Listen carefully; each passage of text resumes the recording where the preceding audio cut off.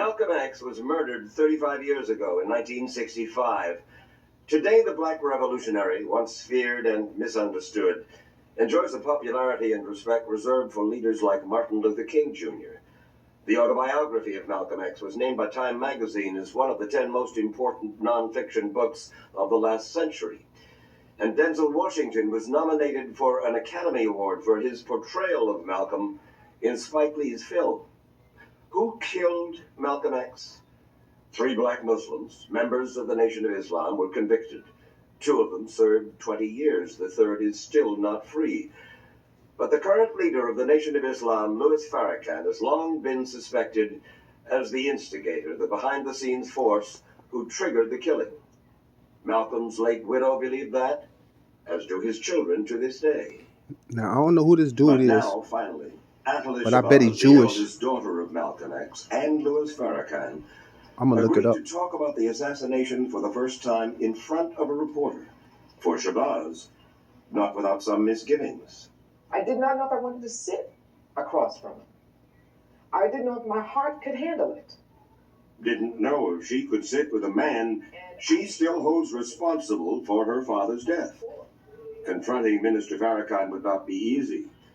Now, she could sit with a man who killed her father, but the Jewish people can't sit with him because he said some anti-Semitic stuff. Y'all stupid ass out of here. They had to walk with me to the airport. They had to get me out of that hotel and into the property here. You see, Adil Shabazz was there in the Audubon Ballroom in 1960. We know the story. Fuckhead. And they got a podium. And falling backwards. That's forever. Miss Shabazz, for several months, I carried the picture of your father with all of these bullet holes in his chest. And I looked at the man that taught me, the man that nurtured me, the man that was the example of a man to me. And I wept. His pain came from their shared... And it became apparent that he was telling the truth. He told you about that, yes? Mm-hmm.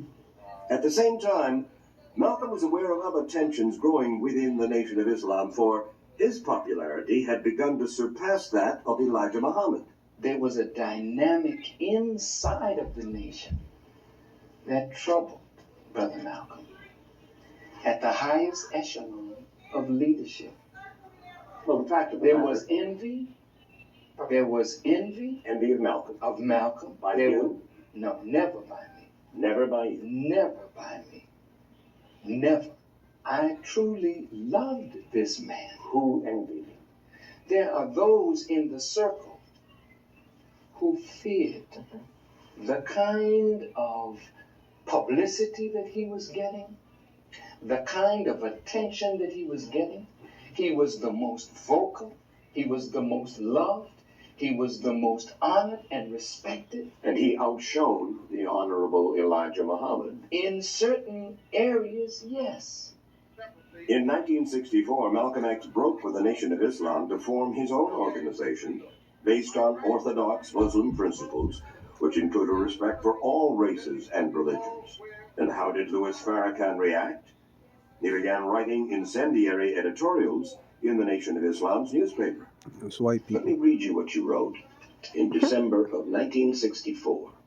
The die is set, and Malcolm shall not escape. He don't say sorry unless he mean it. After such evil, foolish Fuckhead. talk about his benefactor, Elijah Muhammad, in trying to rob him of the divine glory which Allah has bestowed upon him. Such a man as Malcolm is worthy of death. This was only followers. Leave Minister Malcolm alone. Those were orders. Those were instructions to us. Leave this man alone. But in February of 1965, while the family was asleep, Malcolm's home in New York was firebombed. And just 1 week later, 39-year-old Malcolm X was gunned down by members of the Nation of Islam. But there are those who still believe The government had a hand in Malcolm's death. Fact is, for years, the FBI and the New York City police had Malcolm X under surveillance. Malcolm was not killed just because he made those revelations public. Wasn't there a deeper meaning that the government of the United States under J. Edgar Hoover wanted no black messiah to rise that could unify the nationalists? And is it not true that the government of the United States spied on all black leaders? And is it not true that the government had people on the Scratching side his of Malcolm motherfucking and head. people on the side of Elijah Muhammad that kept this thing going? This is bigger than the Nation of Islam. Even so, Adela Shabazz says her father knew the names of the Nation of Islam's minister, who, says Farrakhan, was preaching in... Indeed, the FBI probably had something to do with it. But we have to say that adult men between the ages of 20 and 40, black faces, who chose to put a trigger in their hands and unload until it was empty, have to be culpable. You can't keep pointing the finger because my father was not killed from a...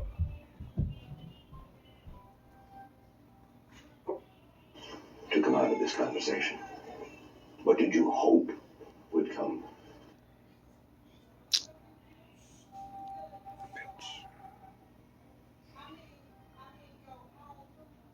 Spring Rock gutter guards are built and designed to be the strongest We and gonna most edit durable that. available. Schedule Whenever I learn how. I genuinely hope that perhaps a healing can come to Miss Shabazz and her family. As I may have been complicit in words that I spoke leading up to February 21st, I acknowledge that and regret that any word that I have said caused the loss of life of a human being.